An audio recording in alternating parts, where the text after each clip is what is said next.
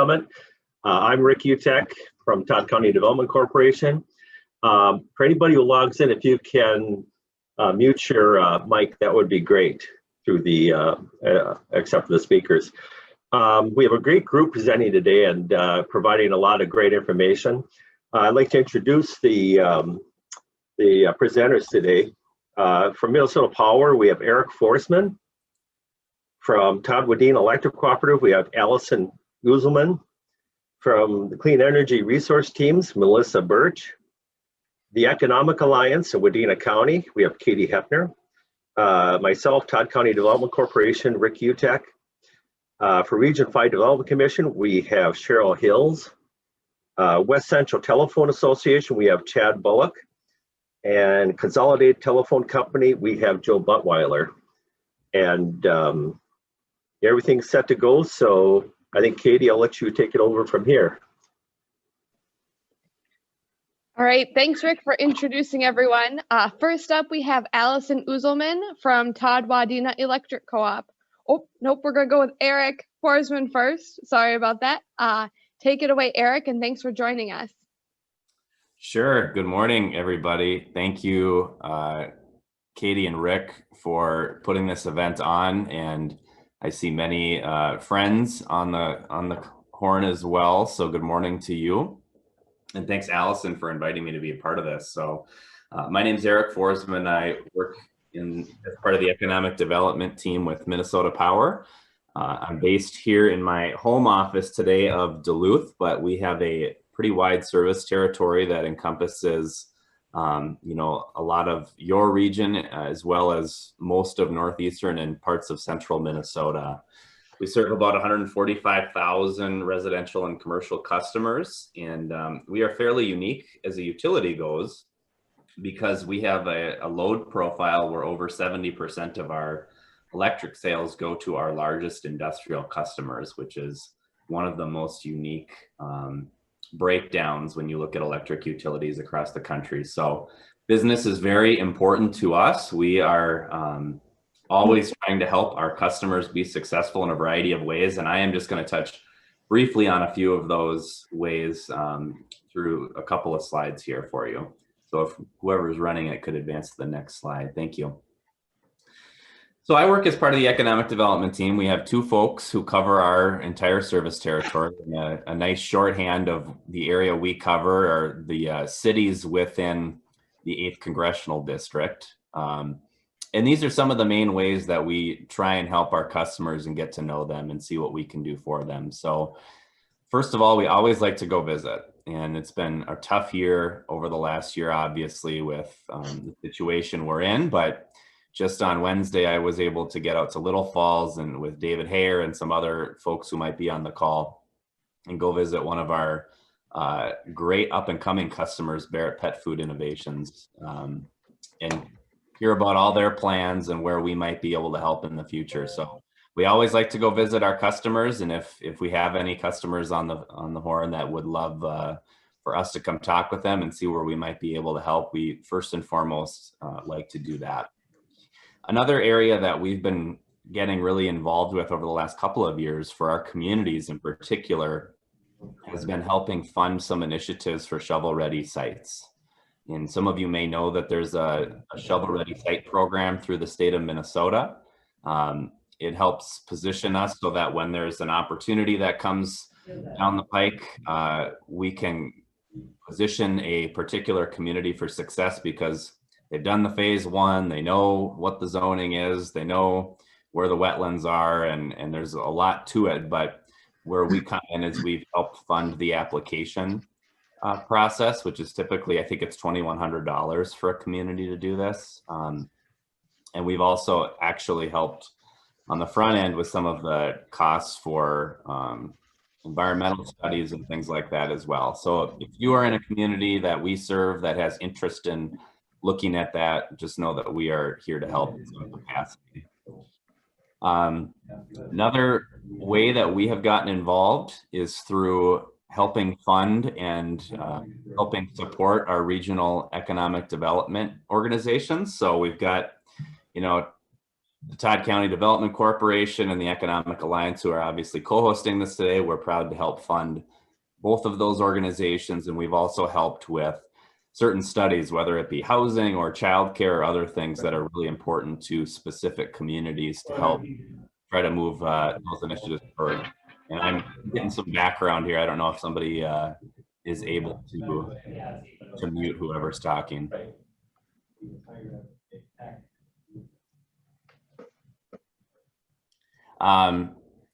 Couple more things here. We are an electric utility, so that's typically where people, seek our assistance, but we also have played a unique role in certain circumstances with our customers with advocacy. An example I would use is we've had a customer in the past that came to us and wanted to locate in our service territory, but was looking for assistance from the state that was not part of their standard offerings. And so we've actually in the past helped position legislation with our government affairs office to help make that business locating in Minnesota a reality. Not to say that that's always the situation or always what's necessary, but we try to be a full service shop. And we've also actually helped with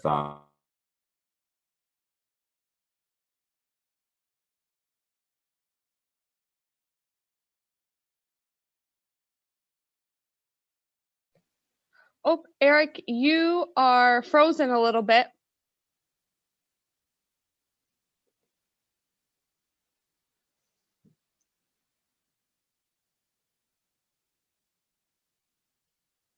Eric, you froze just a little bit. That's how it goes with with doing things on Zoom, but I see he's reloading here.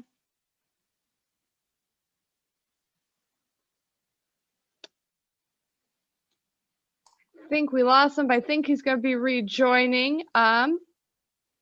We could make some broadband jokes right now if you want. Yeah, go if you have a good one lined up. Shoot. I don't. You either have it or you don't have it. Oh. Very good. Very good. Allison, do you want, I'm not sure how long it's going to take Eric to get reconnected, but since we're on the energy theme here, do you want to jump in and start talking about Todd Wad? Yep, that is just fine. Let me just get. Okay, perfect. So thank you, Katie. My name is Allison Uzelman. I'm from Todd Wadena Electric Cooperative. We are in all the areas around where Eric was talking. Todd Wadena serves all the rural communities around the cities in our area. And we are part of Great River Energy, which is our power supplier out of Maple Grove area. And as you can see in the map here, they are made up of 28 cooperatives throughout Minnesota, shown in the dark blue there. And we are obviously highlighted in red. We primarily serve Todd and Wadena County and some surrounding counties as well. So that's just a little intro to Todd Wadena. Cooperatives are really based at their core in 7 principles that kind of guide us. And one of those principles is concern for community. And that's where our economic development program is so important to us. And so to start today, I just wanted to talk about some of the different opportunities that Todd Wadena has when it comes to economic development in our communities. So the first one I wanted to talk about is our Revolving Economic Development Loan. So this loan is an in-house loan provided by Todd Wadena Electric. And contrary to what most may think, our applicants do not need to be members. So it can definitely be new or expanding businesses within city limits just in around the service territory that we serve. This maximum is determined by the loan committee, and that is made up of our board of directors members. And there is a minimum of 10,000 here. So in addition to the revolving loan, we also have our Rural Economic Development Loan and Grant Program. And for this loan, it is actually a USDA zero interest loan and grant. And you must apply through a rural utility such as Todd Wadena. And again, this applicant does not need to be a member. Todd Wadena is required to match a percentage of this loan, so it does need board approval for the application to go through. However, it's ultimately up to the USDA to judge that application and pass those funds on. There is two components to this program. The first, obviously, is the loan component. That can be from the USDA up to 80% of a project cost, up to $2 million.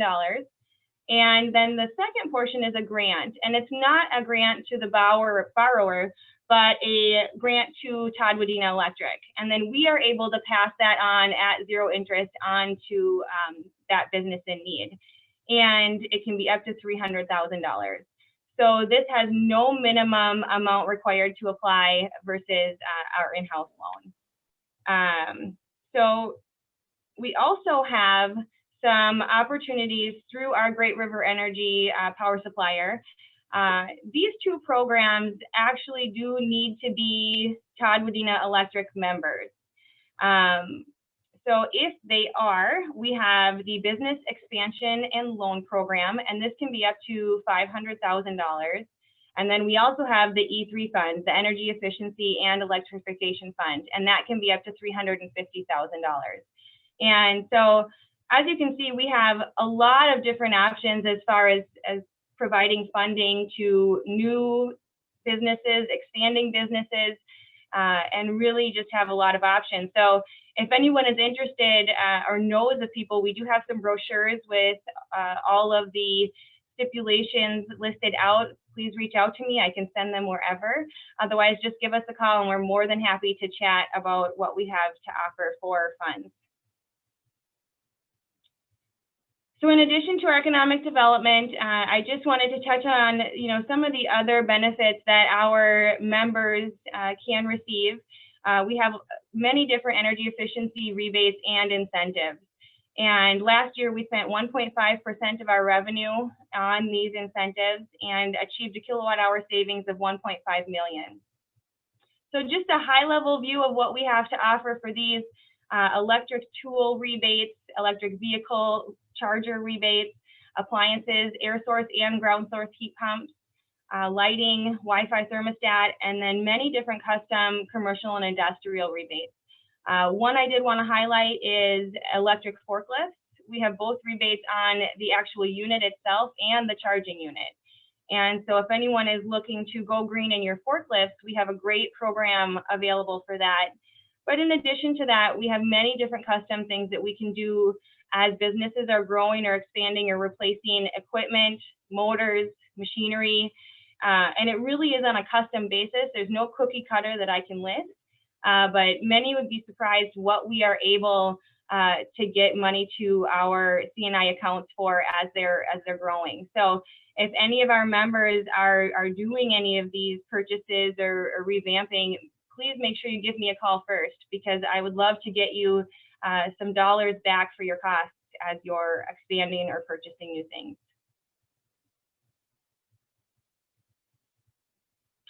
I also wanted to highlight our load management energy programs. For these programs, they're really based on saving the capacity that we need in a given moment. And as we save that capacity and save energy when it's at its most expensive point, we are able to pass through those savings to the participants or the members and offer them a very great rate. So dual fuel and water heating work very similar. There is off-peak heating and also ETS. Off-peak is we only control the unit when we need to. So if everybody remembers February 15th, when energy was hitting a peak, a very scary peak in some places, that's when those things are getting controlled. ETS is when the unit only charges overnight. So your water heater would only run overnight. It'd be off all day, but you can achieve a great rate by using that, as at night is when energy is at its cheapest. We also offer energy analysis. So we have blower door tests, infrared cameras that can be used residentially, where we can pinpoint things that you can do in your home to make your home more energy efficient. But also from a commercial industrial standpoint, where we can take pictures of machinery and highlight hot points of wiring or connections and get ahead of issues happening, you know, in an off season or in an off time, so that things aren't breaking down, you know, once you're really ramping up in your business. So that's a great option. And then commercial industrial, this is just a great rate for our C&I accounts, incredible amount of savings, and essentially it works the same way as, you know, when we need to call upon these major loads to shut down when we are peaking, if they can do that, they get an amazing rate. And so some achieve that via a generator, some achieve that just by shutting down the plant. But if you are able to, you know, you not only help Minnesota's capacity so that we have what we need during those peak moments, but also really achieve a great savings in your energy. And then lastly, I just wanted to touch on electric vehicles. Obviously, there is a lot of excitement happening around EVs right now. Many manufacturers are really ramping this up, and I'm sure it's crossing a lot of our minds if it's something that we're ever going to be interested in. So I just wanted to highlight at Todd Wadena for our members, we do have an electric vehicle rate program developed. Two different options, time of use, which allows you to charge anytime, depending what time you plug in is what rates you will be charging at. And then we also have our storage rate, and that is similar to a water heater. You would only plug in overnight, but you would get that 4.3 cent rate, and it is just really a great rate for members to charge at. You know, 80 to 90% of EV charging does happen at home. So when you're sleeping, you plug in at this great rate, and then you'd be able to drive around. And then also we do offer a $500 rebate on that charging system being installed in your home. So just two fly-ins here based on a 15,000 mile a year driving from a member. If you were on that storage rate, it would only cost you $193 to charge for the entire year. So, you know, as we're thinking about this, think about how long it takes you to get your gas bill up to $193. It's probably less or much less than 12 months. And then you can see the comparison there for the time of use, and that's considering a 30% on peak charging. So just some great options if you're thinking about that electric vehicle purchase. And that is what I have. Thanks so much, Allison. Does anyone have any questions for her before we jump back to Eric? No, but I have a good story. We just got an EV charger in Long Prairie. Yay, and yes, and Minnesota Power helped us out with that. Yusef is just so helpful. And we just have to publicize it and promote it. But I did get a call from someone. He just looked at the plug share, and we're on there. And he said, and he was the one a year ago that called the newspaper that called me, and then I called Minnesota Power. And so now we have one. Woohoo!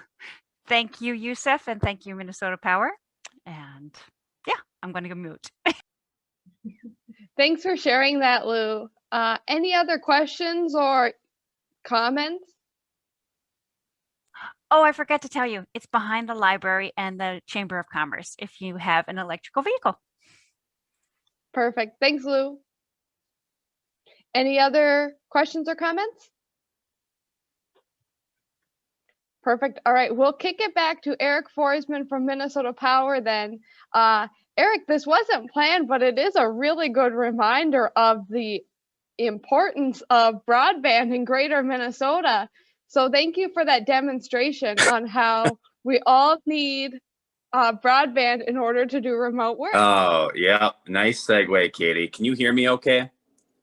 Loud and clear. Thank you. I switched to my phone just in case we get the broadband gremlins again. But I think I was just about to the point where I had talked about some of the ways we've helped that go beyond just the traditional role of a utility. But certainly we have helped fund some broadband studies up in our neck of the woods as well. And, you know, I'm within the municipal limits of Duluth today. And so even though we're one of the largest cities in the state, we have our own issues, just like so many across the state as well. But I'm going to go through this fairly quickly. A lot of what Allison talked about is fairly similar to what we offer, but I'll just touch on a couple of our programs as well. We could go to the next slide and I'll introduce one of our new programs that we're excited about for our customers. So a couple of years ago, we were hearing from our customers that, it'd be really helpful, especially as new projects get up and running, if we had a discount rate for business. And so what we did is we went to the Public Utilities Commission in Minnesota, which is how we are regulated as an investor-owned utility, and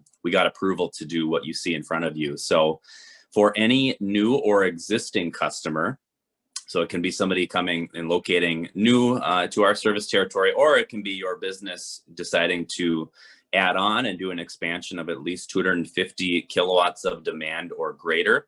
We can do a fairly significant 5-year discount on your electric rate. And it applies to your demand charge. So if you're familiar with a utility bill, an electric bill, there's a charge for how much energy you actually used, and then there's a charge for what your peak was for the month. And so this applies to what that peak is. And the example that I have cited here is, a mid-sized manufacturing plant that added 400 kilowatts of demand could save between that $20,000 to $25,000 annually on its bill by using this program. And actually, we've seen more recent examples come in where a similar size facility would be even higher. And we certainly would love to help any of our businesses that are looking at expanding and might be in this realm of size to make them eligible. It is a one-page application to apply for this for, potential savings of $20,000, $25,000 or whatever it is for 5 years. So please contact me if you are a business or if you know of a business that might be even remotely close to this size, because we really want to help our customers, especially smaller manufacturers, get up and running and have a chance to be on this rate. We can go to the next slide, Katie. So Allison talked about their terrific conservation program. We have a similar one. We also spend at least 1.5% of all of our sales on rebates and incentives. If you are a customer, you are eligible. And that's the main point that I wanted to get across today. We like to get involved as early as possible, because that way we can customize and maximize the opportunities for reviewing plans, designing custom recommendations, doing modeling on what your energy usage is, and then also calculating what rebates you're going to have. And I've listed here a couple of ways that we help, similar to what Allison covered, but there's so many different components that go into this. And really what we like to do is come in, sit down, talk with your business and see how could we help and where are the pinch points that would make sense for us to focus on. And then we're really proud of our track record as well. We've, helped save 67 million kilowatt hours in 2019, which is essentially taking 7,500 homes offline, and then over 52,000 tons of CO2, which is the equivalent of 10,000 cars off the road. So there's a link to this program and how we approach this in the bottom here. There's a very simple pre-application. If a business is interested in having us come in, you can certainly fill that out, or you can just reach out to me and I can get you connected to the right people. You can go to the next one. And then electric vehicles are certainly an emerging area for us, and I appreciate the plug for the charger in Long Prairie. We've also installed a charger at Hub 71 in Sbdc. So we've been trying to do our part in building out the charging infrastructure, which has been a critical part of trying to encourage more electric vehicle usage. And so we also have a special time of use rate for EV drivers. We actually just yesterday also got approval to start offering a rebate program for residential chargers. If somebody's interested in putting in a charger at their home, we can now help with that. So that is hot off the press. And then we're also always open to working with business owners to help expand the number of chargers available. So we've had these cycles where we have funds that are available, and then we've had these cycles where a business calls us and there's not necessarily any earmarked funds, but we still want to see if there's any way that we can help, because obviously this is good for electric utilities, but if you've ever sat behind the wheel of a Tesla, you also understand how fun these things are to drive. On the commercial side, we are still trying to figure out where we can best help.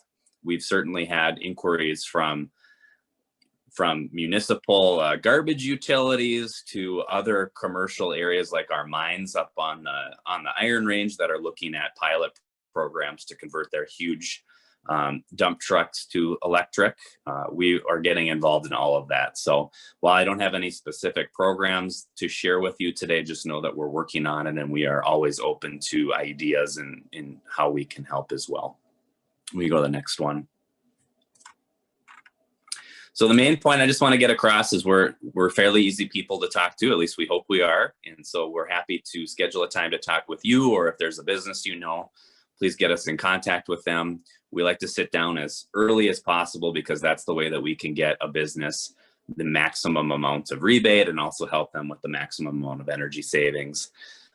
Our mentality is we want to present options and then see what works best for our customer. And then we're also happy to help with what the projected payback periods might be. And this is just a screenshot from that online application to get you into our system and get folks plugged into what your business is looking to do. But like I said, you can also feel free to just reach out and chat with us as well. We go to the last one.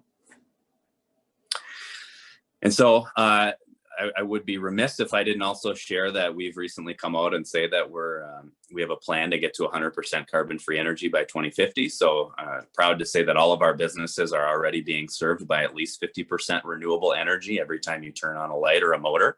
But we have a plan to move further and faster now. And we also are really cognizant of timing of all of that because we want our business customers to be successful. So if you have any questions now, I'm happy to take them. Otherwise, I've got my contact information on there and am also just happy to pick up the phone and chat anytime. Thank you so much, Eric. Any questions for him? Did I hear someone unmute themselves? Was that just the wind? I'll assume it's just the wind. All right. Thank you so much for joining us. His contact information is listed there. He said he's fairly easy to work with. I think he's very easy to work with. Has always returned my calls and hasn't hid from me yet. So if he'll get back to me, he'll get back to you. So thank you so much for joining us today. Next up, we have Melissa Birch from Clean Energy Resource Teams. She's going to share with us a bit about Property Assessed Clean Energy, which is available both in Todd and Wadena County. Melissa, I'll let you take it away. Great, thanks so much. Yes, I am with Clean Energy Resource Teams. Next slide, please. And actually, we can just skip through this one and go to the next one. So CERTS is a statewide partnership that connects individuals and organizations to resources to do clean energy projects. And what we mean by that is really energy efficiency, renewable energy, and electric vehicle projects. So we are a partnership of the University of Minnesota Extension, the Minnesota Department of Commerce, the Southwest Regional Development Commission, and the Great Plains Institute. So kind of a weird animal, but it works. Next slide, please. We do a lot of different things to support communities and organizations in their clean energy projects. So that can be learning opportunities. It can be a lot of resources on our website in particular that provide steps for how to get from point A to point B in your clean energy project.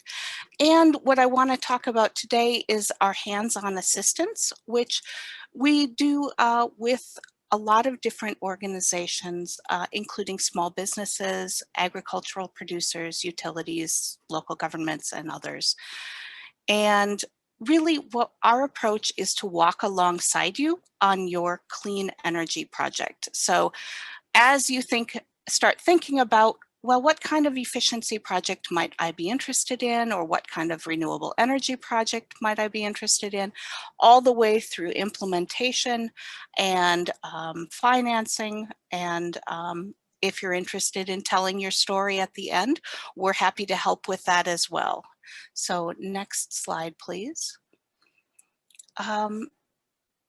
So what does that look like in in practice? It means that we can help with solar site assessments, non-sales solar site assessments, so that you have kind of a baseline of, okay, as I go out to get bids for my solar project, you know, this is what I should be looking for. Helping with available utility incentives. You've heard a lot from Todd Wadena and from Minnesota Power that there are a lot available. We're happy to help with that as well. Grants and loans, tax credits, and property assessed clean energy. So next slide, please. So let's talk a little bit about PACE. Property assessed clean energy is available in both Todd and Wadena counties. And what it is it's a way to finance energy efficiency, renewable energy, or electric vehicle projects and repay it as a special assessment on your property taxes, a voluntary special assessment on your property taxes. So this is available to commercial, industrial, nonprofits can take advantage of it, and multifamily housing can also take advantage of this program. Basically, the savings from your project pay for the assessment. So it is cash flow positive from the beginning. Next slide, please.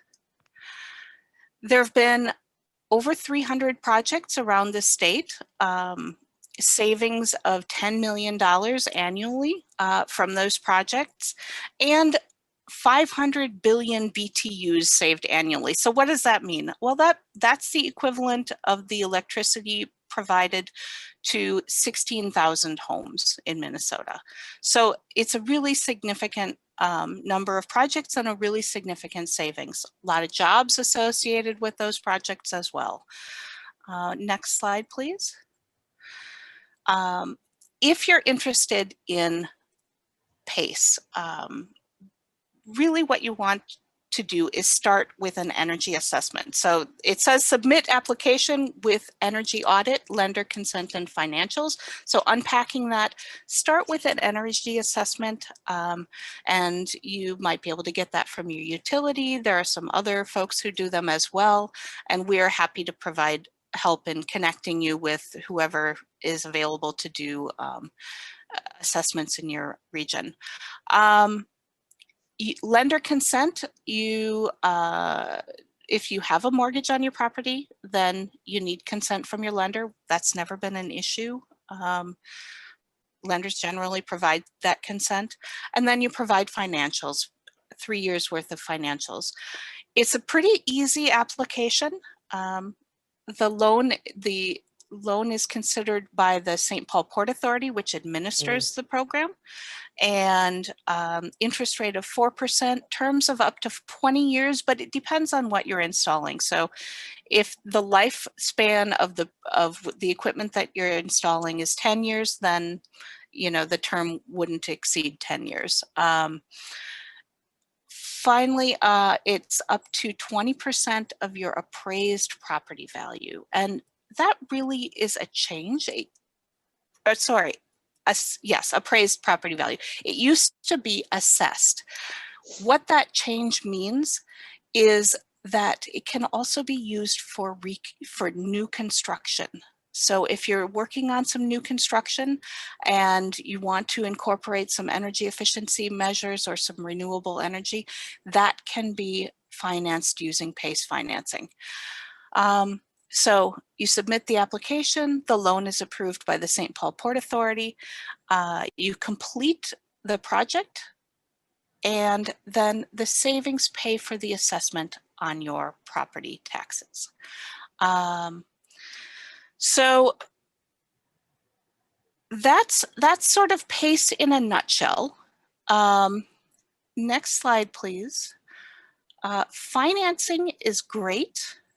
Free money is even better. So I want to talk briefly about the USDA REAP program, Rural Energy for America program. This started in the 2002 Farm Bill, and it's a grant and guaranteed loan program. And I'm going to talk mainly about the grants here. Agricultural producers and rural small businesses are eligible for this program, and it can be used for efficiency. It can be used for renewable energy. Next slide, please. And it can pay for up to 25% of eligible project costs. And eligible project costs honestly include most of the project. It's a good program that covers a lot. It is competitive. However, with the agricultural economy as it has been recently, there have been fewer applicants, so your chances are actually very good. And eligible entities include farms, rural small businesses, rural electric cooperatives, and tribal entities. So next slide, please. I'd like to talk about just a few projects that have incorporated both PACE and REAP, because these can be, and utility rebates as well.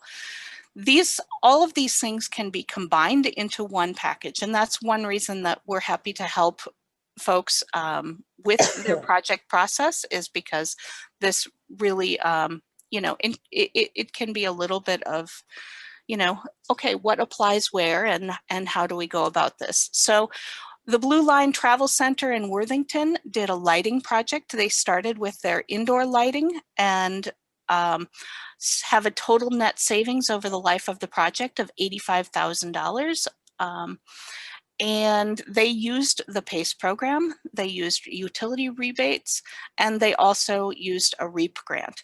They liked it so much that they then went out and did a second PACE project with their outdoor lighting. So an excellent project in Worthington. Next slide, please.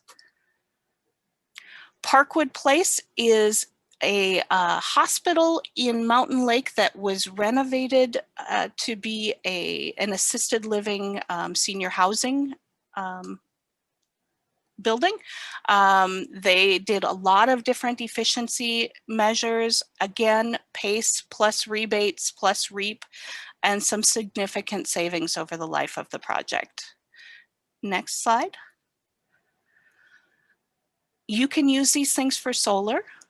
This is the Peterson Farm in Meeker County. They did a 40 kW solar array, and actually you can see those are actually on trackers so that they track the sun as it crosses the sky, which is nice.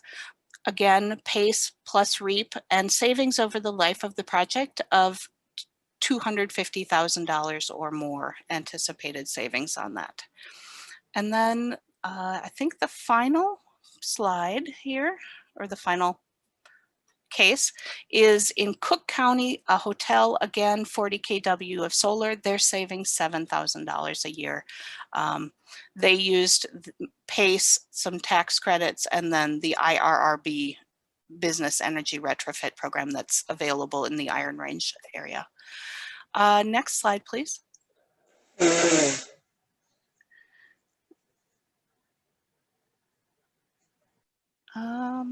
So basically, feel free to check out our website, cleanenergyresourceteams.org. Lots of resources available there. And next slide is my contact information. So please feel free to reach out. We are happy to walk alongside you on your energy project. So any questions? Melissa, great presentation. Thank you for that. When you look at those examples of those projects from CERTs, who helps package those deals and helps those companies understand which programs to layer? And who does that in our region? Is that you, Melissa? Yes, that would be me. And we also have some staff in St. Paul who assist as well. But yes, we definitely work with businesses as they figure out, okay, what applies to my project and how do I best go about doing that project?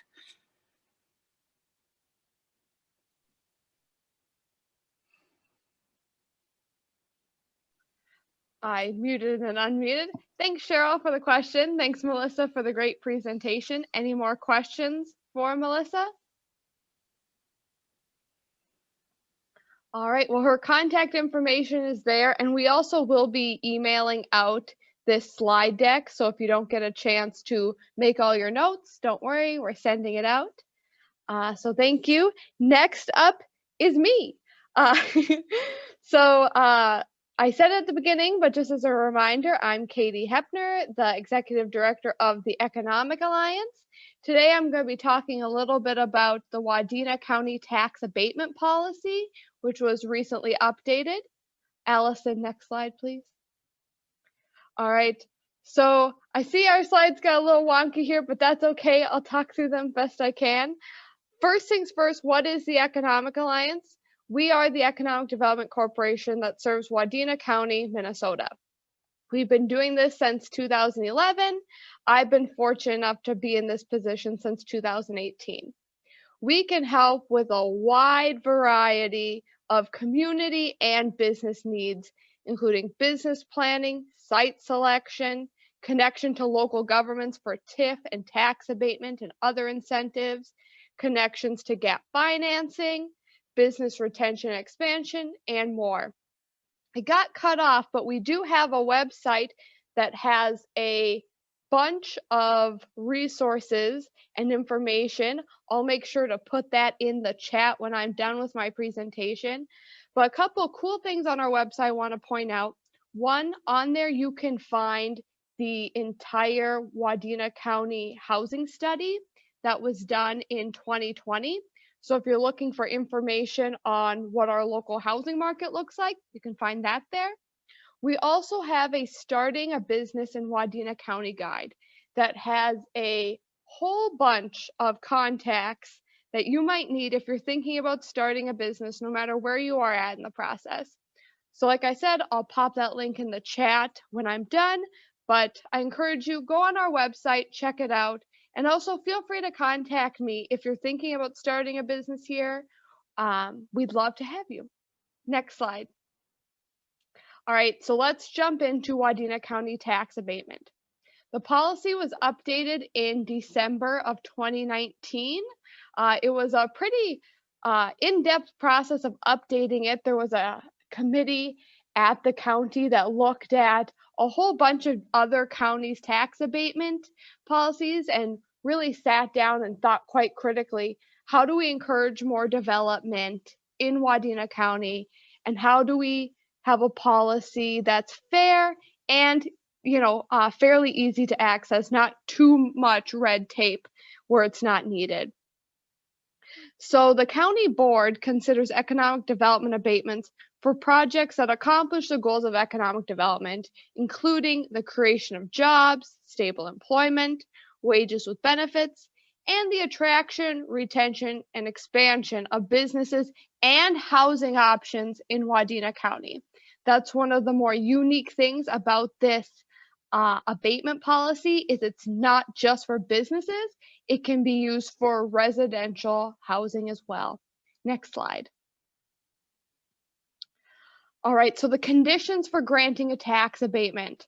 So like any long policy, the abatement must accomplish at least one of the following purposes: increase or preserve the tax base, provide employment opportunities, provide or help acquire or construct public facilities, help develop, redevelop, or renew blighted areas, help provide access to services for residents in the county, finance or provide public infrastructure, or phase in a property tax increase to the parcel. Next slide. Continuing on this, abatements cannot be granted for a parcel that's located in a TIF district. So if you're thinking, I want to do TIF, tax abatement wouldn't work for you. But if you might not be able to meet that but-for standard and you're looking for maybe a quicker process than TIF, maybe tax abatements for you. Property tax subject to abatement is the net tax capacity base tax of real property, including land and buildings. So the whole thing. Before an abatement is considered, it and all owners must be in good standing with Wadena County. So if you or your business have any outstanding taxes, you're going to want to get those cleared up before you apply for tax abatement. Now, this is it's a couple page long, really good nighttime reading, the actual policy. But if you can email, I have her email in a couple slides ahead of time, but our county auditor treasurer for the full policy, please read that for the full terms and conditions, because today I'm just giving you guys the 1,000-foot view. Next slide. All right, eligible projects. So this applies to residential, apartments, commercial and industrial business development and redevelopment projects. So let's break that down a little bit. Residential means the house and attached garage only. Meaning if you're doing a project on your residential property and you want to put up, let's say, a pool barn or something, that would not apply. Just house and attached garage, no accessory structures. Apartments means rental housing for 4 or more units. Commercial industrial means retail and manufacturing business. Business development means starting a new business, irregardless of industry. And redevelopment means development of existing property. All right, next slide, please. So how it works. On any abatement, the only abated portion of the property tax will be the increased property tax base on the new construction of the property. Meaning, let's say you had flat land and you built your business there. You would still have to pay and be accountable for the taxes on that flat, undeveloped land or whatever it was before you made your improvements. What would be rebated is the amount of taxes that was contributed to the improvements you made. The abatement must be approved prior to any new construction or improvements being made on the proposed property. That's a huge one because usually we get people reach out to us when they've already started a project and they're looking. So when you're thinking 3 years ahead of time, or you're making your plans for the coming year, this is going to want to be on the forefront, because as soon as you start making those improvements, or if it's a project that's already done, you're not going to be able to qualify. The duration of the abatement is for a maximum of 5 years. And the county board will only provide tax abatement financing in the form of a rebate of property taxes to the property owner, meaning you pay in the full amount that you owe and you get back the taxes that are contributed to that improvement on the property. The county retains the amount that was on the previous. All right, next slide, please. All right, so I said it was a 5-year abatement. This is how it breaks down. Year 1, 100% of the taxes on improvements are rebated. Same with year 2. In year 3, 80% of the taxes on improvements are rebated. Then it goes down to 60% in year 4. Year 5, it's 40%. And year 6, you're done. All right, next slide, please. So here's the application process. So to be eligible to receive a tax abatement in the following year, applications must be made by July 1 of each year, and all applications will be considered thereafter. Meaning if you're looking at a project in 2022, you're going to want to apply by July 1, 2021.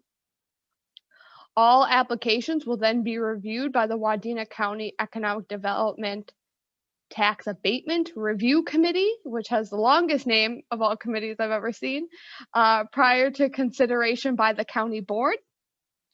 The applicant must submit a completed application to the county auditor along with an application fee of $500. I do want to note, if your application is rejected or doesn't move forward, a significant portion of that will be returned to you. So you're not on the hook for the full $500 if things don't work out.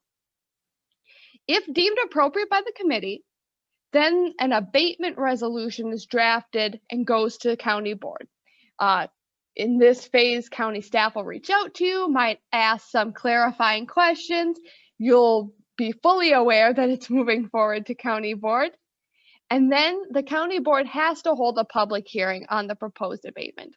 That's one of those government things that there's no getting around. After the public hearing, then the county board will grant or deny final approval to the abatement resolution.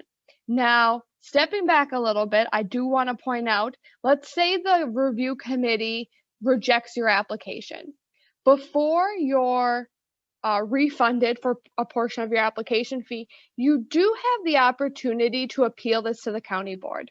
So if you just don't agree, or maybe let's say you didn't clarify something enough on your application and it was rejected for one of those reasons, you can go before the county board and make your appeal. And so there's a lot, you can kind of see there's a bit of flexibility there and avenues. It's not a rigid, hard, well, you didn't make the cut, we're not going to work with you, we're not going to listen anymore. No, there's room for flexibility in that. All right, so next slide. So for the full policy and application, you're going to want to reach out to Heather Olson. She's the county auditor and treasurer. Her contact information is listed there. Right now, the policy and application aren't online, but in the future they may be. So if that link ever becomes live, I'll make sure to send it out to anyone who's interested. But like I said, today, this is a 1,000-foot view of tax abatement because this is a newer policy. There was the intention of communicating a little wider in 2020. We all know what happened in 2020. So now we're, myself and Wadena County, we're really trying to make a push to make sure folks know about this. If you have any questions, you can ask Heather or you can ask myself. Fully open to meeting with folks via Zoom and going through the application if you have a project in the works. So next slide. All right, so it was a high level overview. I went real quick. Do we have any questions? All right, perfect. Thank you guys so much. Next up, I'll kick it to my counterpart in Todd County, Rick Utek. Thanks, Katie. That was a great presentation. It was a really good explanation of the tax abatement program also. Appreciate that. Hi, I'm Rick Utek. I was on earlier. I'm the Executive Director for Todd County Development Corporation. And we're a 501c3 nonprofit economic development corporation. And we provide a number of services within the Todd County area. Part of it is small business financing, and I can get into that a little bit here, but basically we work a lot with, our fund is basically MIF money and USDA money that came in to develop the fund. We offer lower interest and fixed interest rates, and the fund is, so we work with a number of different partners. We prefer working on gap financing, but we also can do independent loans if the economic development part of the project is important. Our Small Business Development Center, that's a good part of what we do also. We provide Sbdc services for the North Central Small Business Development Center. It's located at Central Lakes College in Brainerd. And actually we welcome a new director, Rebecca Rowe. And she takes over Greg Bergman, who we've known for years as director of that program. Business development and recruitment. Oh, can you turn the slide? Yep. Oh, thanks. Okay. Business development and recruitment. We do cover the Location 1 information system in Todd County. That's funded through the state of Minnesota. And we do land and buildings, list them on there for the Todd County area, and they are entered through our office, and also Lou at the chamber here does it, and I'll probably have, and also Melissa up in Staples, the economic development director up there. Our business recruitment, as far as that goes, the lowest site is, I think, covers 34 states in the United States, and it's widely looked at by site selectors. We work a lot in broadband development. A lot of it's come down to, we've had some bigger projects. One is Long Prairie that happened about 5-6 years ago. And the city, we tried to get through state funding on that, but we had challenges from the incumbent providers. So the city went ahead and bonded for the infrastructure in that program. And CTC actually leases it. and pays the city a lease to use the lines. And that actually is works out pretty good. We have, I think we can get over a gig, up to a gig in Long Prairie here. And that's excellent for a smaller community like this. We also have a project we just finished up at Moran Township in Todd County. And that project was with CTC, and that was a 85% grant through USDA. That project was actually brought service to an area that had really bad cell phone coverage also. We have companies, and they'll get into that later, but CTC is covering more on the east side of Todd County, moving westward. And we're looking at projects with them. And also West Central's covered a lot of the northern part of the county, especially around the Staples area.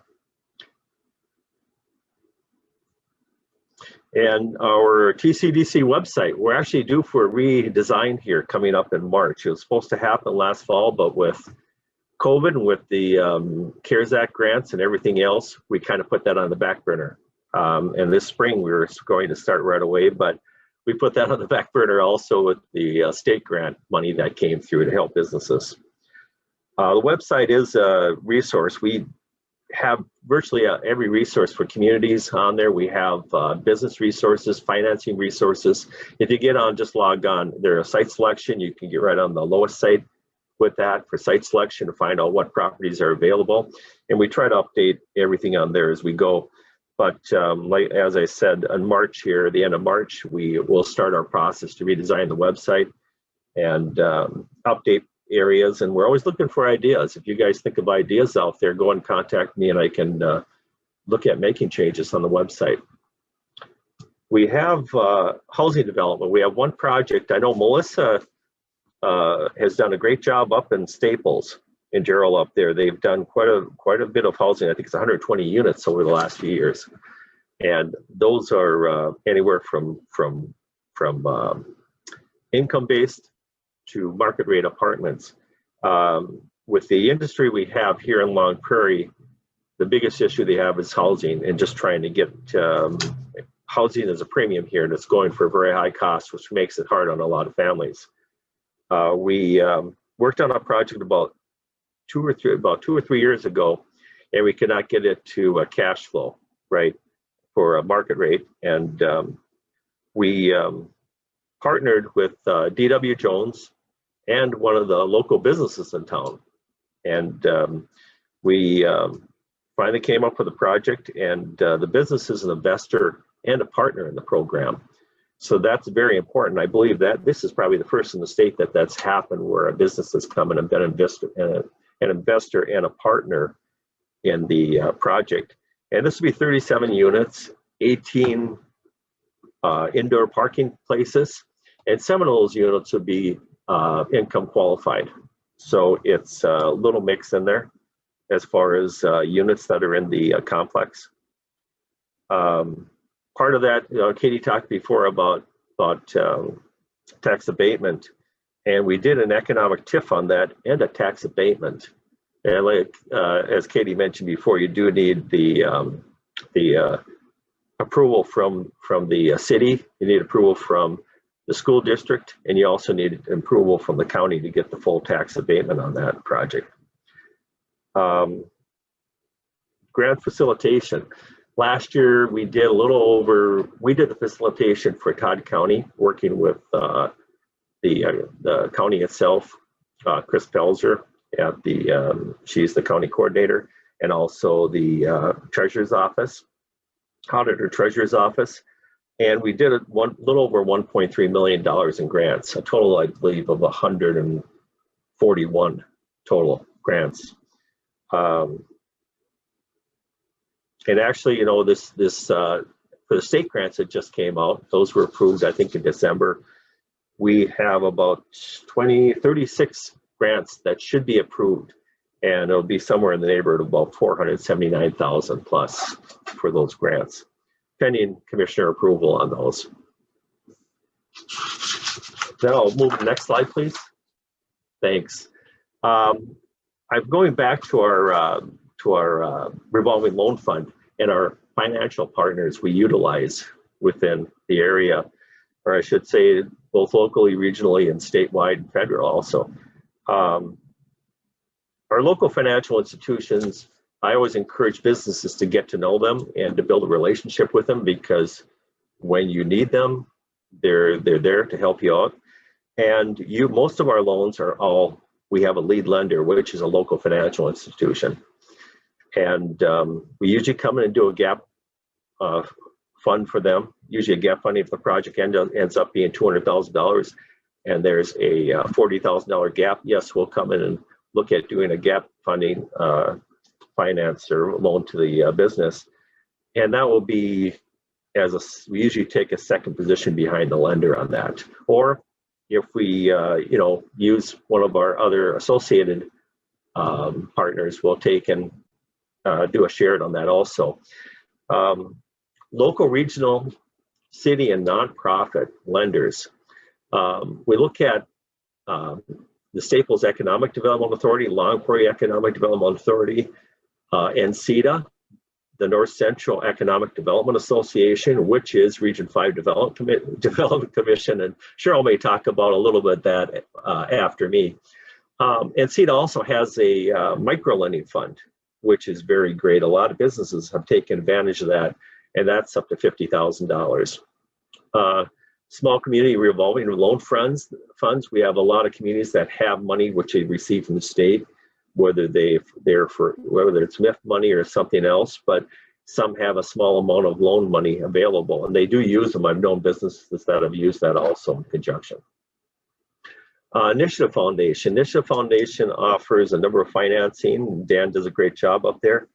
They also have grant programs for business and community planning, or for community programs.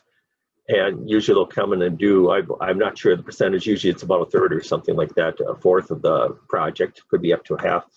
But they do a lot for childcare, and they do a lot also, which helps business and other programs out there.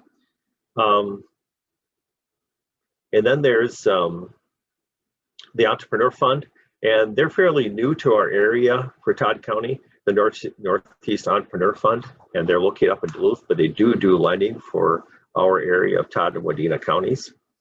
And they're also a partner in financing. Our electric providers, you just heard from the Todd Wadena Electric Cooperative, Allison, and also Minnesota Power, Eric. And they have a number, and I should say Stearns Electric Cooperatives, because part of Todd County, the lower part is part of Stearns Electric Cooperative. And they also provide financing and incentive programs. And you've already heard about some of the programs out there available from Eric and Allison. And those programs are very good. It's good to get on the front end when you're first starting your project, so you can find out to maximize your benefits from them. And they've been great partners as far as financial partners working with us. Minnesota Department of Employment and Economic Development, they have a number of business financing programs, a job creation program among others. And also they have their largest part of the organization, or I should say the state, is the career force, or the used to be the workforce, Minnesota workforce.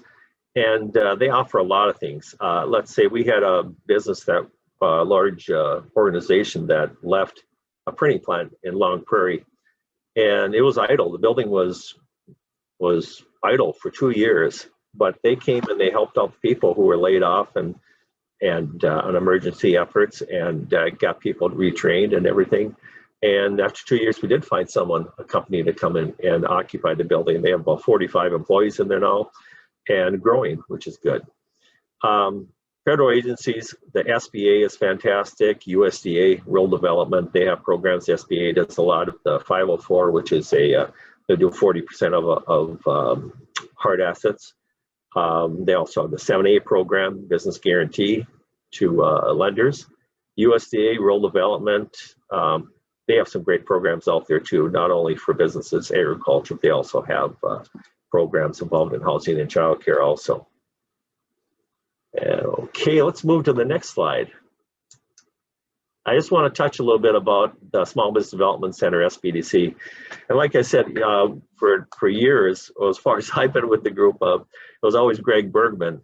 And Rebecca Rowe will come in and do a great job as the new director. And as I said before, they're located out of the Central Lakes College in Brainerd. And they are our region. I think they cover 11 counties. And Todd County and Wadena counties are 2 of those. The SBDC covers startup assistance. We do everything as far as for clients. Once they sign up for service through the SBDC, there are a number of things that help businesses, not only from our office, but also from, we can get data from the deed library, we can get information, bring in specialists, marketing specialists from other areas of the SBDC. So it's really important for businesses to start out and get everything set up right. And the startup assistance could be the business plan development. That's important. We usually try to have people just do a basic business plan because a lot of supporting information will be part of that. The business plan, basically description of the business, marketing plan, operations and management plan. And if they get those things down and put on paper, it'll be a blueprint that they can use to move forward. Project feasibility, projections, if people bring the information in, we do projections for them at no cost. So we can find out, hey, does a business break even, or does it work, or how much money, are they realistic for moving forward? And we usually try to do this on a 2 or 3 year basis. Accounting systems, financial analysis, and a lot of that, there are a lot of resources out there, especially through the SBDC, about what might be good for set up your system or accounting system or financial analysis. We have programs, training that can help people out through throughout their business as they move forward. Marketing plan development, that's ultra important, because businesses need to look at, okay, how are we going to move forward and advertise? And basically, social media has been the big one lately. So digital marketing has been huge. And I know even for marketing for our corporation, we found out that, well, a few years ago, we found out that's how important it is working with the Golden Shovel Agency of marketing digitally, because most companies and most businesses, I should say most companies, look at a community before they online, before they even call them or contact them to make a decision. Same with businesses. If you're online, if you have a good representation out there, people will look at you. Buying, selling a business. We did a session last year on business succession. We were partnered with Cass County, Mike over there, and that was a good program. And basically, we do offer a lot of that. That's offered through specialists with the SBDC also. It's so important for businesses when they look at either planning to sell their business or buy a business or just retire from the business, to just to look at things like, okay, I need to get in touch with my accountant. I need to get in touch with my financial planner. I need to get in touch with my attorney. Okay, how do we exit this business? And other people involved, even your insurance company. But that's the aspect that a lot of people do not address until it's too late with their business. And lastly, we do a lot of loan packaging. People are interested. It comes right back. Usually what we'll ask people to do is do a short 3 to 4 page business plan, and then put on in the business plan, if there's information that, let's say, a lender wants to look at, he's not reading the whole book, but he can look at it and say, hey, here's attachment A for this type of equipment the business is planning on buying, or here's the location, and see attachment B, and here's the location, what it looks like, pictures and everything. But that's important. And there's so many different things that the SBDC does, so it's I can't state enough the quality of the organization. And the SBDC is a combination, a partnership between Minnesota Deed and the SBA. So it's a very good partnership between the two of them. And like I said, once you sign up for SBDC services, there are a number of free things that a business can access, whether they're a startup or whether they're an existing business looking to expand. So with that, I'll probably say thank you for, you can turn to the next slide. Thank you, and I kind of went through that pretty quick, but if anybody has any questions, you can contact me at the information below. And then also our number, it probably isn't on there, so our number is 320-732-2128 at Todd County Development Corporation. And thank you. Thank you so much, Rick, for covering all of that great information in such a quick period of time. Lots to digest. Any questions for Rick on any of those pieces? All right. Thanks, Rick. Thanks, Katie. Next up, we have Cheryl Hills from Region 5. Take it away, Cheryl.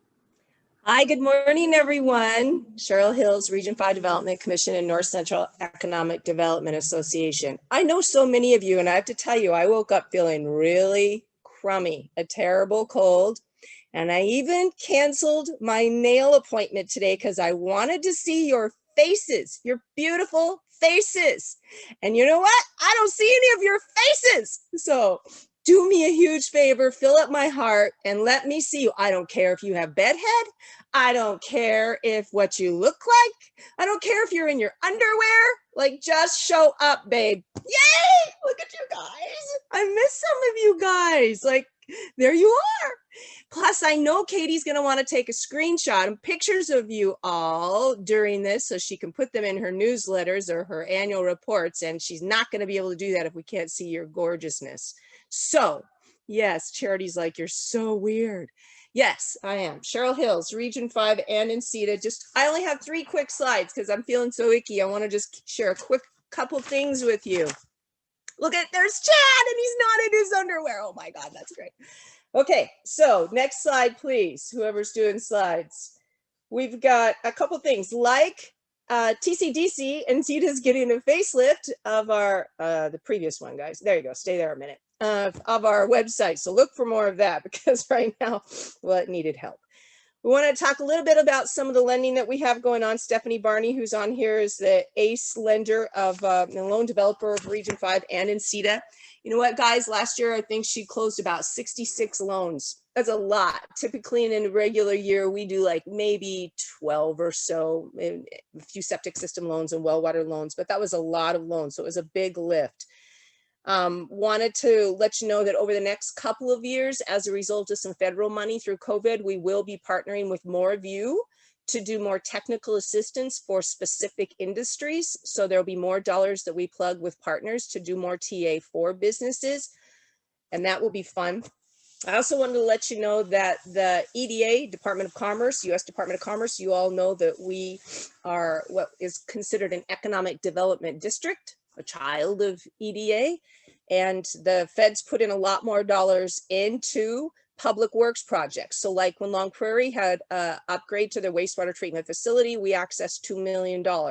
When Staples did their infrastructure out to the hospital, to Lakewood, we did another $2 million. When Long Prairie did their incubator accelerator, we did $600,000. Those kinds of projects, municipally owned projects, are the kinds of projects that we can do.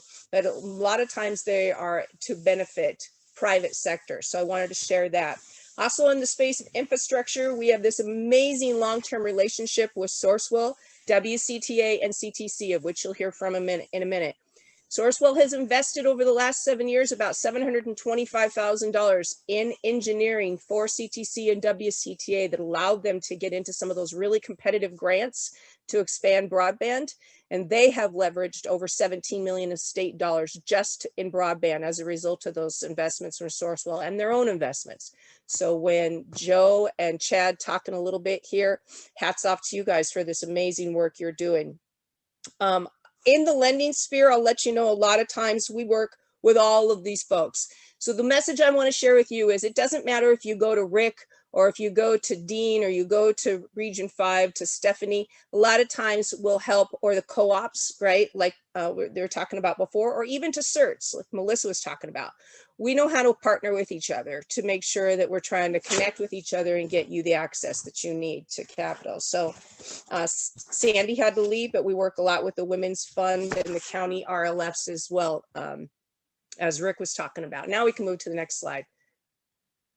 Look, I'm sick and I still have my auctioneer voice on, so I'm trying to rip through it fast for y'all so you can take yourself off camera. Transportation, a lot of work going on, and the only reason I mentioned some of the transportation work with the TAC and the Regional Transportation Coordination Councils and the Safe Routes for Schools is because all of that impacts your workforce. Being able to have your workforce get to work is important, and so that's why we continue to do that tie of economic development and transportation. It's a 30-year history with MnDOT that we have at Region 5, and most of you know, but Region 5 Development Commission is almost 50 years old, and Usda is coming on its like 30-year anniversary. So we're both two organizations that work really well together. Transportation was one of those areas they deemed important in order to make sure that we are economically competitive. Comp planning, we do that, and we started doing some prioritized implementation planning. Anytime you're doing planning with a municipal, it impacts the private sector because typically we're talking about zoning, and we're talking about green spaces, and we're talking about an economic development and housing sections. And so I encourage you all to be engaged in your comp planning efforts if those come about in your cities. The only two other areas of planning I wanted to share with you, we have been doing some water planning with the watersheds over the last 3 years or 4 years. And we started to do some energy and environment planning. Yay, Staples, rah, rah, Staples is doing an energy environment plan right now with Erica and Matt and the team. And the cool part about some of the energy environment planning is that it has been associated with a grant to the city of about $10,000, not a ton of money, but some, whereas the city can pick a project and utilize those dollars to implement a project. So it might be one of those Eevee stations, you know, that Minnesota Power was talking about, or Todd Wadena Co-op was talking about. So it can be kinds of projects that the community deem or have significant impact, particularly on development, right? For the private sector.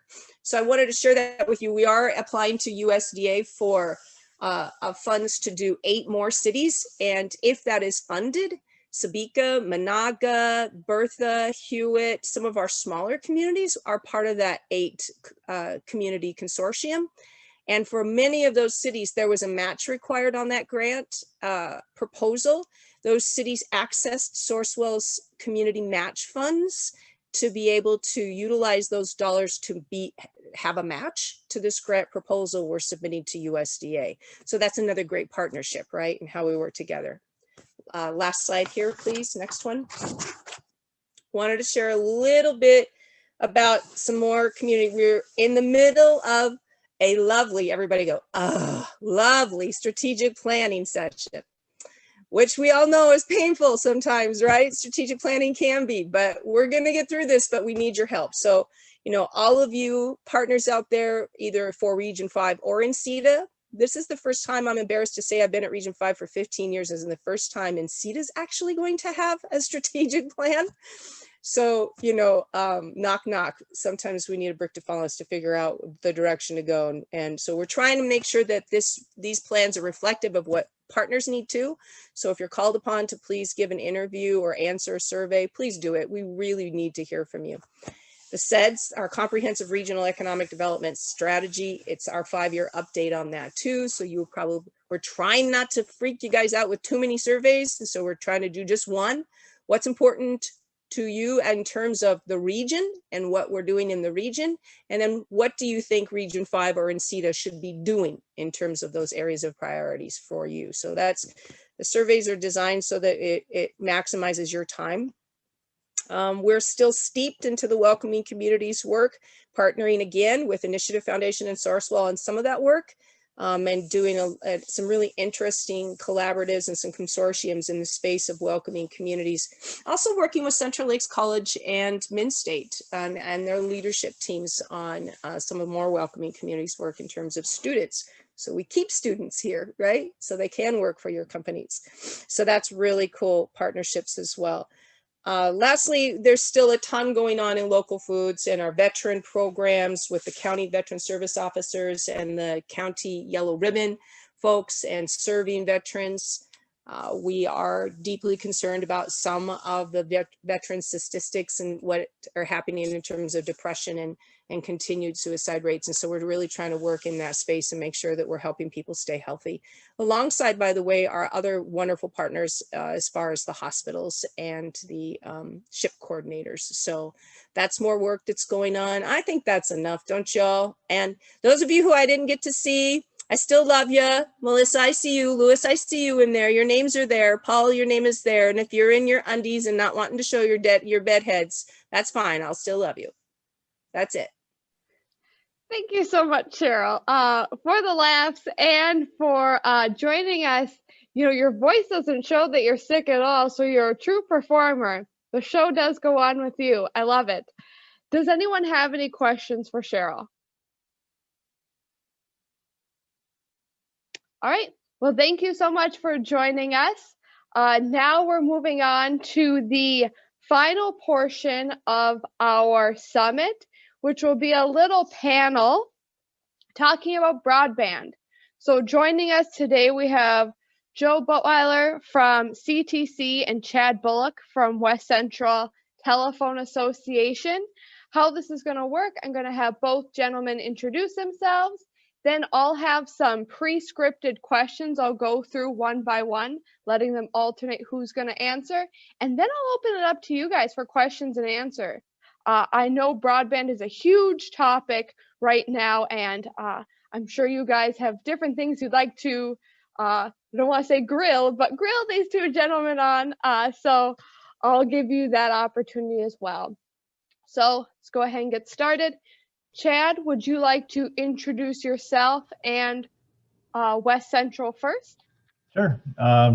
Good morning, everybody. It's good to, like Cheryl said, good to see a few faces, and hopefully we can all see each other more in person in the near future. I'm Chad Bullock, CEO and General Manager of West Central Telephone. West Central Telephone is a member-owned cooperative formed in 1950. Our original 5 exchanges consist of the Verndale, Monaga, Sabika, Nimrod, and Wolf Lake exchanges, covering about 660 square miles. Our territory covers portions of 6 counties: Hubbard, Becker, Otter Tail, Wadena, and Todd and Cass counties. As of 2015, our entire plant infrastructure is fiber to the home, with gig services available to all of our members. We've expanded our network since 2015 into rural Wadena and rural Staples and northern Todd areas through some of the grant work that Cheryl had mentioned with the support of Sourcewell in Region 5. And you know, most of that fiber network footprint went to unserved rural co-op neighbors to our adjacent areas. We now cover nearly 800 square miles with gig service. We've also expanded to our neighboring communities and businesses and the schools with a full suite of technology solutions and managed support services. So that's a quick snapshot of what we are, and I'll let Joe go from there. Thanks, Chad. Joe, go ahead. Sure, thanks. Hi, Joe Bottweiler. I'm the Director of Business Development at CTC. We're headquartered in the Brainerd Lakes area with offices in Brainerd, Baxter, and Crosby. Similar to West Central, we were formed in 1950.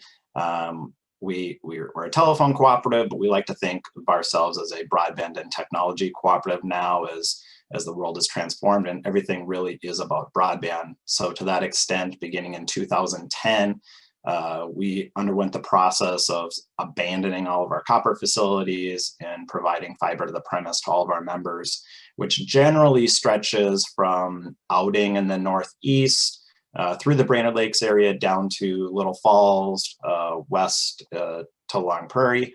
And then we have a lot of partnerships where we work with other organizations, specifically Arrowhead Electric Cooperative in Cook County, Mille Lacs Energy Cooperative in Mille Lacs and Aiken County. We've done a little work with Meeker Electric.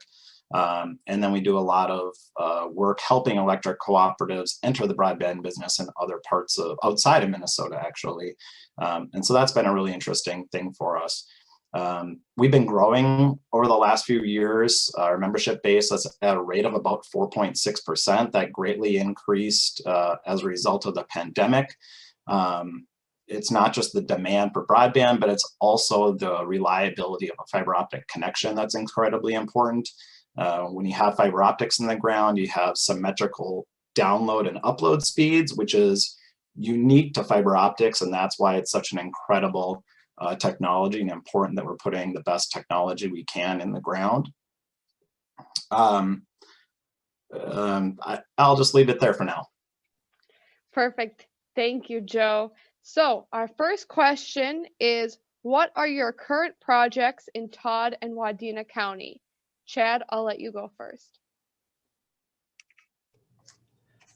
We've just closed out our Northern Todd and Nob Hill projects. We're now wrapping up completion of the rural Staples Phase 1 project as well, which was another Minnesota DEED grant funded project. The fiber has been placed in Phase 1 and customer turnups completed, with just some of the spring construction cleanup remaining. Any locations, of course, after the fall that come in, we'll have some of that to take care of this spring. And this project covered an area east and west of Staples in Wadena and Cass counties, a small portion of Northern Todd that was north of Highway 10. So it's wrapping in some of the areas that were unserved, a little bit closer to Staples, and I guess filling in the gaps around Staples, and then up to the areas where we meet up with CTC. So that's what our current projects are. I'll talk about this year's plans moving forward on the next question. Thanks, Chad. Joe, what are your current projects in Todd and Wadena County? Well, we actually need some current projects in Todd and Wadena County. We wrapped up a few recently. Rick mentioned Long Prairie, and that really was a great project, and I'll just run through how that's structured briefly for local unit of government knowledge. So in Long Prairie, they issued general obligation tax abatement bonds and entered into a construction agreement with CTC. We constructed the network for the city, paid for the network in the city, and then submitted certified submittals for reimbursement from the cities from that bond issuance. So that built the network. And then we entered into a lease agreement, which requires CTC to offer services in the city, maintain the network, pay for any repairs, locating, and then we pay back the city through the form of that lease. And then we have a third agreement, which is an option of first refusal to purchase the network, which we'll exercise in a few years, so that eventually those assets become the property of CTC and the city can get that asset off its books. So that has been a really great model for us. We look to use that model over and over in the future. Another recent project we completed in Todd County is we applied for USDA Rural Utility Services Community Connect grant funding in 2018. That was the project in Moran, Fawn Lake, and the Philbrook area. That construction project is complete. Obviously, if anyone doesn't have service in that area and wants service in that area, just give us a call, but more or less that project is complete. And then we also recently constructed a facility from what's the Coal Lake area in Todd County, leading west to Browerville and then down to Long Prairie. So that gave us some redundancy into the city. So those are our recent projects, and we are on the hunt for more. Thank you. So the next question is, what are your future expansion plans in Todd and Wadena County? Chad? We were notified earlier this year, just finished out the contract with the state for another Minnesota border-to-border grant, which will help us expand our fiber network into Wadena and Cass counties north of Staples. This is what we refer to as our rural Staples Phase 2. We're getting currently the drop permits and customer information for those areas getting ramped up. Hopefully for an early spring, we can start construction as soon as possible there. This project covers about 43 square miles, includes locations within Bullard and Thomastown townships in Wadena County, as well as some locations within Byron and Becker townships in Cass County. This will fill in large coverage gaps from, the Oiland, Wahoo Valley area, and a lot of the very rural, unserved areas, all the way down into our current serving area north of Staples. So that should fill in the last remaining large gap of unserved area in Wadena County.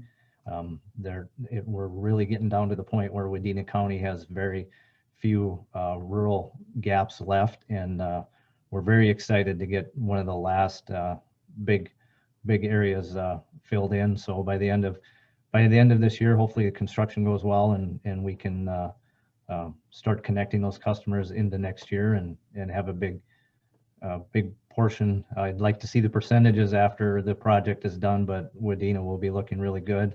And then Todd County, as we expanded south into some of the areas south of Staples, Joe mentioned their project, and I think we've covered everything right up to the adjacent areas that they have. We're fortunate to have CTC as a partner and a neighboring co-op who is also committed to filling in gaps, and their cooperative spirit has brought some significant infrastructure, as we work together to bring those investments into Todd and Wadena counties. Thanks, Chad. Joe, future expansion plans?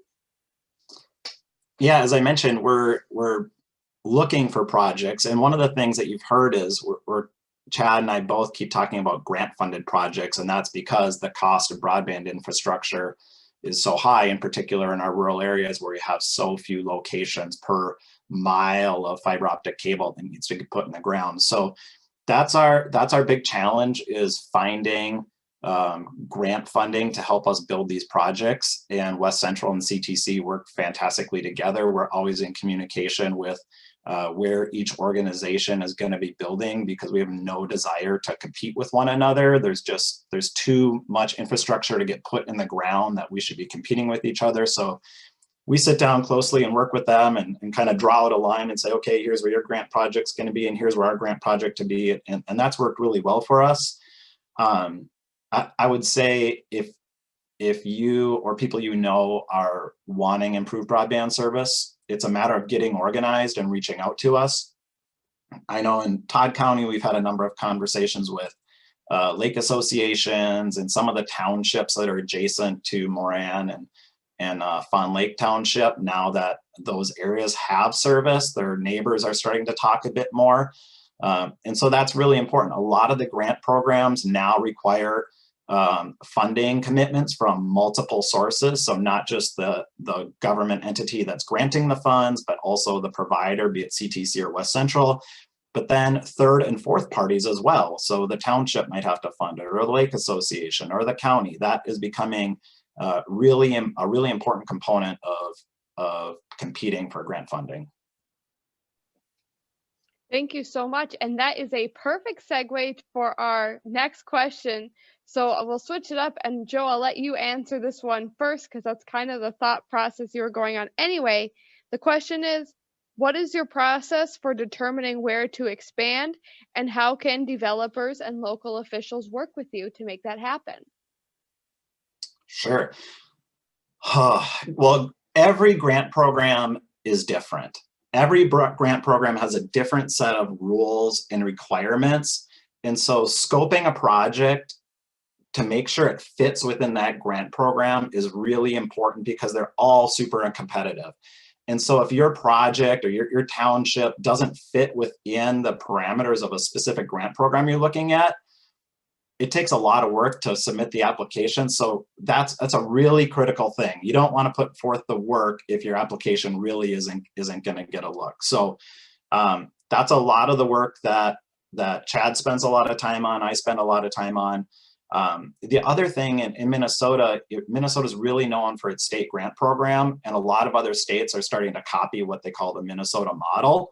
But in Minnesota, we are talking about $120 million going into the state grant program, which is for over the biennium. So that's $60 million a year, which is a ton, because we've never had more than 30 million. But other states, this year, because of the pandemic, are talking $200 million in one-time funding, $400 million in one-time. I mean, huge amounts of money. And so what you can do is you need to contact your legislators. You have to be active in promoting the state broadband grant program and not just funding it, but our maps in Minnesota are not good. We need more granular and accurate mapping so we actually know we're good at reliable broadband services. Our speed goals are becoming outdated. We need higher speed goals in Minnesota so that people are getting the high speed, reliable internet you need for the future. And then lastly, and really pressing, and I think it is super important to CTC and a lot of the partners we work with, right now, the Minnesota Rural Electric Association is advocating for what we're calling the easement bill. If you're really interested, it's State House File 686 or Senate File 1304. And what that does is most electric co-ops were formed in the 30s, and when they obtained easements, they were for electricity. But that was it, just for electricity. Well, now electric co-ops want to help bring more value to their members and provide broadband. And they can't because those easements don't allow them to put fiber optics on their poles and then provide a consumer broadband service. So this easement bill just says if a electric co-op has an easement for utilities or for electric power, now it can be used for broadband too. And that's it. And that might not sound like a lot, but it's a barrier that we can break, and it's a really easy one to do, and it's super important. So contact your legislators and tell them to pass the easement. Joe, that's such a no-brainer. Why? What's the pushback? What's the pushback to that? Like, that just sounds like duh. Like, why do? There is some that push back up against it because they are fearful of competition. Who is? The Minnesota Cable Association. We'll just call it, like, right? I just need to know who's opposition against it. And they're opposed of it maybe for different reasons, but nonetheless they're opposing it. And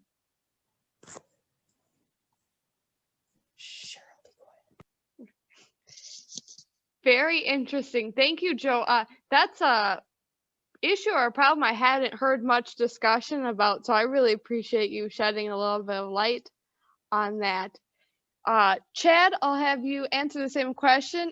Process for determining where to expand, and how can developers and local officials work with West Central Telephone? Thanks, Katie. I will, I guess, I just want to say that everything Joe mentioned, I won't touch on, but those are very critical issues and points. You know, lobbying efforts is probably one of the things that we spend a lot of time on just to stay ahead of what's happening, and Joe and the team over there are you know, in it as much as anybody. So appreciate that and his comments there.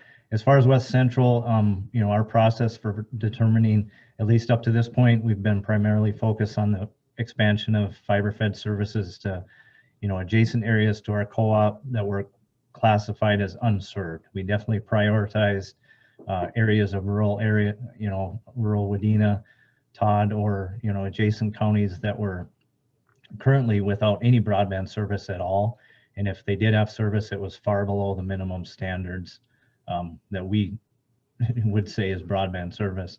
While we do continue to place priority on the unserved areas, we've also worked with communities to, you know, address specific access or technology gaps. It's been critical to have the support of our partners, you know, in those projects, and you know, the Regions 5, the Sourcewell, the Initiative Foundations, they keep the discussion at the forefront. They've made broadband access a major priority for our region. You know, the level of infrastructure build it takes a long-term commitment, and we've had their support from day one. And like I said, I mentioned CTC as a partner and neighboring co-op in those efforts. The biggest thing for us, we had so much area around us that was unserved. There are co-op neighbors, they're friends and families of co-op members, so it was a natural fit for us to move into those areas. And as far as, you know, in the future, you know, there are specific needs that we would like to address, and we know there's community needs and developers, and as they want to reach out, you know, it is important to stay in communication, get an early dialogue on every project. Every project is unique. It has its own challenges. Opening those lines of communications early is very important. You know, it's a year-round effort in Minnesota, but we have very short windows for utility construction. We work continuously to try and stay ahead of the material. Ordering is going to be an issue. Access to materials, electronics, especially with everything that we went through over the last year. You know, our lead times on a lot of this is going to be very, very, very tough. So I guess timing is very important. You know, the earlier you can get a provider in on the partnership and in the discussion, the better. You know, the biggest thing we see in our communities is the need to keep pressing the pedal on you know, the initiatives. It's easy to get bogged down. Everything we've done, we've been doing it for 5 to 6 years outside of our service area, but it doesn't happen overnight. We are getting there. CTC and West Central have committed to doing it, and we're going to continue to do that. So I guess just encourage everybody to keep the lines of communication, and don't be afraid to pick up the phone. Thanks, Chad. All right, we will open it up for Q&A. I did have a question come in from the chat already for Joe. Will you be continuing to expand in Long Prairie outside of the city? We would hope to. Again, it comes down to how do we get some additional funding. And so one thing I wanted to mention, this might be a appropriate time, is, you know, the Relief Act, which is signed by the House and the Senate now and is expected to get signed today. That is going to provide funding, again, similar to CARES funding, to local units of government. But the good news is that funding won't need to be spent until December of 2024 this time. So instead of having about 4 months to spend it, we have a couple of years. And in Wadena County, between the county, the cities, and the township, it's about, and these aren't the final numbers, but the preliminary numbers were about $4.2 million in Wadena County.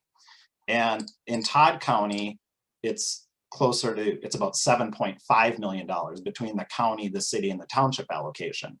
And so we've been talking to a lot of the counties specifically about how they can use those funds. And, you know, there's vaccine clinics and a lot of pressing, you know, local government needs, but really broadband rises to the top. So how do we expand outside of Long Prairie? Well, one of the top and foremost funding mechanisms that we see is the relief funding coming to the local units of government and partnering with entities like CTC and West Central to say, hey, we can carve out this much of that bucket of money to expand broadband. And so we've been putting projects together and sending them to counties and a couple townships already. You know, when we had CARES funding, a lot of the townships didn't know what to do with the CARES money. You know, and you just don't have staff or resources. And what do you do with it? There was some that went into voting, but generally it just went back to the counties. So, you know, townships, go to your county and say, hey, you know, we can't spend this directly, but if we give it to you, will you then give it to West Central or CTC to expand broadband in our area? Great, thanks, Joe. Does anyone have any questions for either Joe or Chad? I just wanted to thank CTC during COVID. They set up 2 spots, Wi-Fi spots at Lake Charlotte, and no, 3 spots, City Hall and the library. And my sons were very happy about that. No, and many other people sat in the parking lot. There was a student that I knew who was on college classes. She sat there with her laptop and did all of her college work there. So, and many other people as well, but that person I knew. Thank you. Katie, this is Rick. I would just like to thank both Joe and Chad. I mean, they've for the work we've done here in Todd County. They've been fantastic to work with. We've had questions. They've done a great job getting on their efforts on putting broadband so far. And we look forward to working with them also, the county. Thanks. Thanks, Rick. Mike, oh, My name is Jim Lunaman. I'm chairman of the Todd County Business Development Corporation. Also have been involved in the broadband. I also want to reiterate what Rick had just said, that the support we got from CTC and everything has been phenomenal in getting progress. We're like 5 years before that, how many times we negotiated with the telcos that service this area to try to gain some ground and really got nowhere. So this was an amazing feat, I think, that we pulled off with the support of CTC and all its partners. And I guess my question is, and this is a big difference, if I understand, Joe, what you were saying is these funds will be administered or decided who gets it based on local control rather than telco control. Is that correct? Correct. So this is very similar to the CARES funding. So what the money I'm talking about specific to the, when I mentioned the, like in Todd County, the $7.5 million, it's about 4.7, 4.8 that comes directly to the county. The cities in aggregate in Todd County receive about $1 million, and the townships in aggregate in Todd County have about $1.8 million coming to them. So it's all broken out, and I have it in some slides I was going to show, but it's just the preliminary numbers. But I got them from Minnesota Association of Minnesota Counties or League of Minnesota Cities. All has the information as well. Yeah, well, this is what I'm getting at, because in the past, especially we worked with Senator Klobuchar, and she informed us that we were receiving like $200,000 a year. But what was in the paperwork on that is the telcos controlled whether they would spend it there or not. They only had to put a minimal amount in, and then they put the balance of that amount into better served markets for them. So that's why it's so important that local control of these dollars is the best way to get new projects off the ground. Yes, the program you're referring to is a separate program that provided funding to what I would just call the largest telephone companies, generally speaking. And so it was for them to help upgrade their networks, which they did, but probably to an unsatisfactory level to the majority of people. Thank you. thank you, Jim. Mike Wire, I see you have unmuted yourself. Do you have a question? I do. Well, it's more of a comment for Tad. You know, I am in one of them spots in Thomastown Township to where I'm lucky if I can use my cell phone. So I am very, very excited, and I just hope you don't drop the ball on me.